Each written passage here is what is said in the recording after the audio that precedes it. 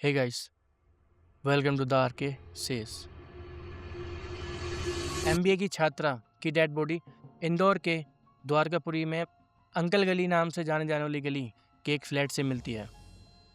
द्वारकापुरी के उस फ्लैट में से बहुत तेज स्मेल आ रही थी, जिसके बाद पड़ोसियों ने पुलिस को इन्फॉर्म किया। कुछ ही देर में उस फ्लैट पे पुलिस आ जाती है और वहाँ देखती है कि उस गेट पे पहले से ही ताला लगा हुआ था। तब पुलिस द्वारा उस गेट का ताला खोला जाता है। जब उस घर के अंदर का मंजर पुलिस ने देखा तो वह दंग रह गई।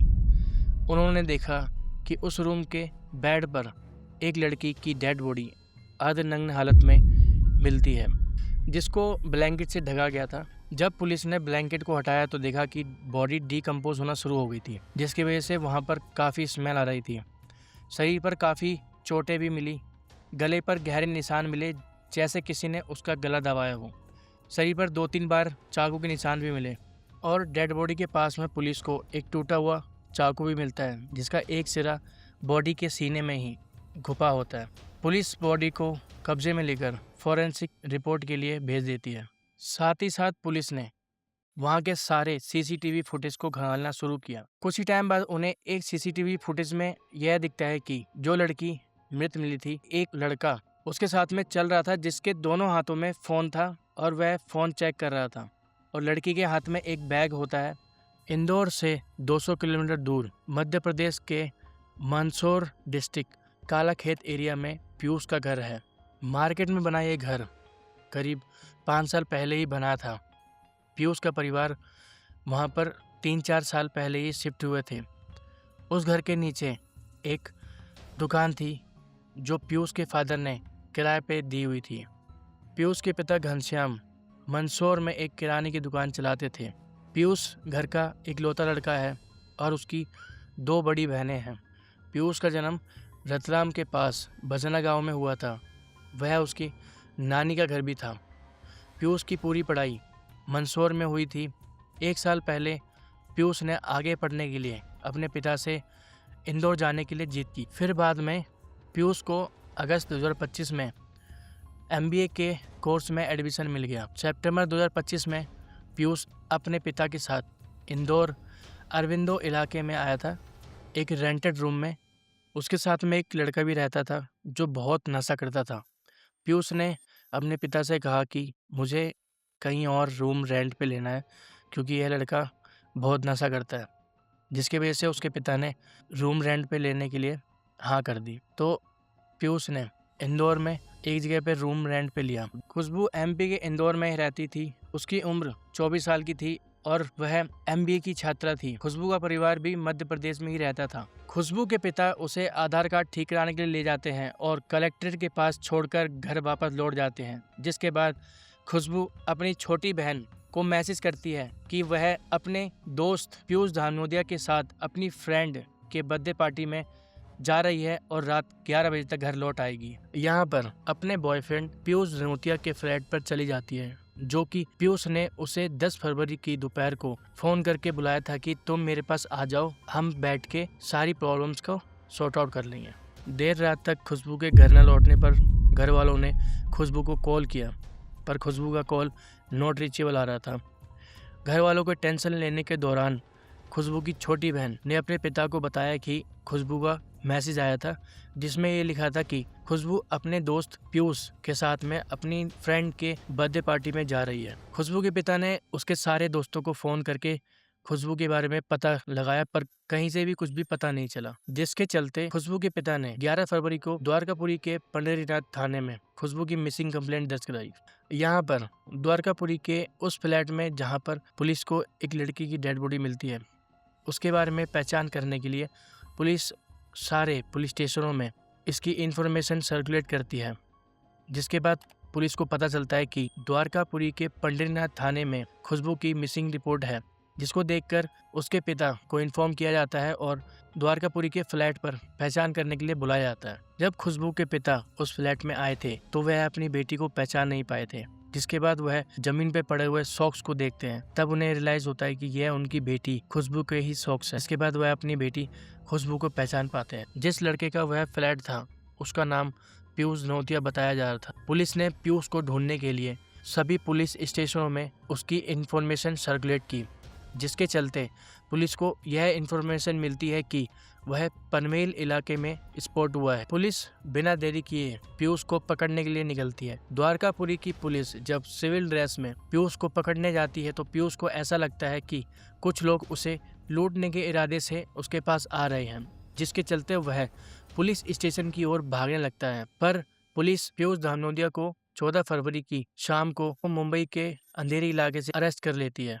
जब पुलिस ने पीयूष को अरेस्ट किया था तो मीडिया ने उसे चारों तरफ से घेर लिया और कुछ सवाल करने लगी। जब मीडिया पीयूष से सवाल कर रही थी तो पीयूष के फेस पर कोई भी चिकन नहीं थी, बल्कि पीयूष के फेस पर एक हल्की सी स्माइल थी, मानो जो भी पीयूष ने किया हो उसका उसे कोई पछतावा नहीं है। मीडिया के बार बार सवाल पूछने पर जब पीयूष ने मीडिया को आंसर किया तो जो पीयूष ने कहा वह सुनकर सबके होश उड़ गए। तो लवर थी ना फिर तो मारा? कुछ नहीं हुआ, छोड़ो, जो हो गया यार। अरे कैसी बातें कर रहे हो, आपने मारा एक लड़की को, आपकी प्रेमिका थी वो, उसको छोड़ दो ना, क्या करोगे जान के। पीयूष का व्यवहार एक साइको की तरह दिख रहा था। फेस पे हल्की मुस्कुराहट और पछतावा नहीं था। पीयूष जब गिरफ्तार हुआ था तो पुलिस ने पीयूष को कोर्ट में पेश किया। फिर कोर्ट ने पीयूष को पुलिस रिमांड में भेज दिया। पुलिस रिमांड में पुलिस ने जब उससे पूछा तो पीयूष ने बताया कि पीयूष ने खुशबू को कॉल करके अपने पास बुलाया था कि वह मेरे पास आ जाए, हम सब कुछ बैठ के सॉर्ट आउट करेंगे जो हमारे बीच में प्रॉब्लम्स है। पर पीयूष के मन में कुछ और ही इरादा था। खुशबू जब पीयूष के फ्लैट पर पहुंचती है तो पीयूष उसे अपने बेड पर बैठा के बातचीत करता है और पीयूष को यह भी शक था कि खुशबू किसी अन्य लड़कों से बातचीत करती है। इसी के बीच में पीयूष खुशबू का फ़ोन भी चेक करता है। पीयूष खुशबू के साथ फिजिकल होने की कोशिश भी करता है। खुशबू फिजिकल होने से मना कर देती है और कहती है कि मेरी तबीयत खराब है, पर पीयूष को यह बात गवारा नहीं करती, जिसके वजह से पीयूष और खुशबू के बीच में झगड़ा होने लगता है। जिसके बाद पीयूष खुशबू को शांत कराता है और कहता है कि मैं तुम्हारे लिए एक सरप्राइज़ लेके आया हूँ, तुम अपनी आंखें बंद करो, जिसके बाद मैं तुम्हें यह सरप्राइज़ दिखाऊंगा। खुशबू पीयूष की बातों पर विश्वास करके अपनी आंखें बंद कर लेती है। जिसके बाद पीयूष खुशबू की छाती पर बैठ के उसका गला इतनी ज़ोर से दबाता है और जब तक दबाता रहता है जब तक खुशबू की सांसें रुक नहीं जाती। जिसके बाद पीयूष अपने लिए मेडिकल स्टोर से पावर की गोली लेके आता है और पास के वाइन शॉप से 2 बियर कैन लेके आता है और उसके बाद वह अपने फ्लैट पर पावर की गोली और 2 वाइन की बोतलें पी के खुशबू की डेड बॉडी के साथ घंटों तक रेप करता है। इतना सब कुछ करके पीयूष को फिर भी चैन नहीं मिला। उसने रसोई में से एक बड़ा सा चाकू लिया और खुशबू की छाती में बार बार वार किया, जिसकी वजह से उसका वो चाकू बीच में से टूट जाता है और उसका आधा सिरा खुशबू की छाती में ही रह जाता है। इसके बाद भी वह दूसरा चाकू लाता है और 1-2 बार और वार करता है और खुशबू का मर्डर करने के बाद पीयूष अपने साथ एक बैग लेके और उस फ्लैट से 2-3 घंटे बाद निकलता है। पीयूष ने अपने फ्लैट से निकलने से पहले खुशबू के फ़ोन से उसके घर पर तकरीबन 11 बजे उसकी छोटी बहन को मैसेज किया था कि पापा को बोल देना कि मैं घर वापस नहीं आऊँगी। पीयूष ने अपनी और खुशबू की कुछ प्राइवेट वीडियोस एंड फोटोज़ उसके ग्रुप्स, कॉलेज ग्रुप्स और व्हाट्सएप स्टेटस पे उसके फादर के नंबर पर सेंड किए थे। पीयूष ट्रेन पकड़कर इंदौर से भाग गया और रास्ते में अलग अलग ट्रेन चेंज करके वह मुंबई पहुंचा। सबसे पहले वह पनवेल पहुंचा। पनवेल में उसने एक रूम में रुका और मुंबई के लोकल ट्रेन और मेट्रो में घूमा ताकि पुलिस उसे ट्रेस न कर पाए। भागने के दौरान पीयूष ने खुशबू का फ़ोन तोड़ दिया ताकि सारे सबूत ख़त्म हो जाए और उसने एक न्यू सिम भी ली थी। यहाँ पर पीयूष की एक अजीब हरकत भी दिखती है।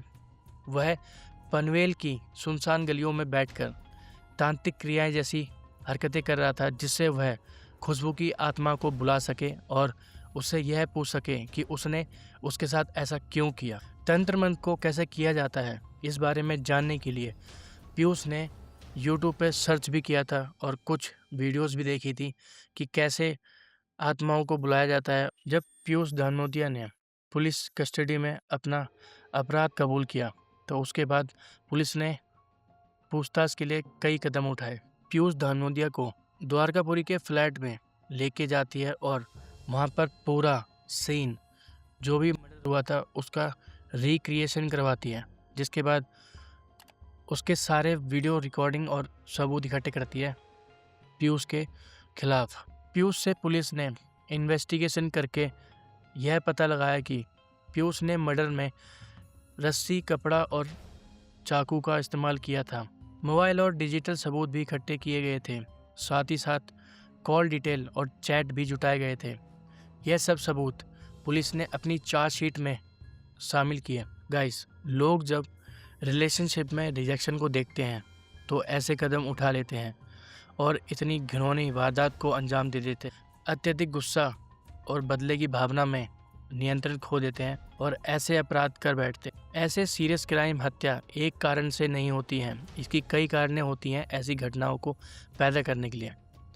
कुछ लोग अपने गुस्से पर नियंत्रण नहीं रखते, बदले की भावना में अपने आप को खो देते हैं और ऐसे अपराध कर बैठते हैं। कुछ मामलों में व्यक्ति को मानसिक तनाव या मनोवैज्ञानिक समस्याएं होती हैं, जिसके वजह से वह सही या गलत में समझ नहीं कर पाता और इतना बड़ा कदम उठा लेता है।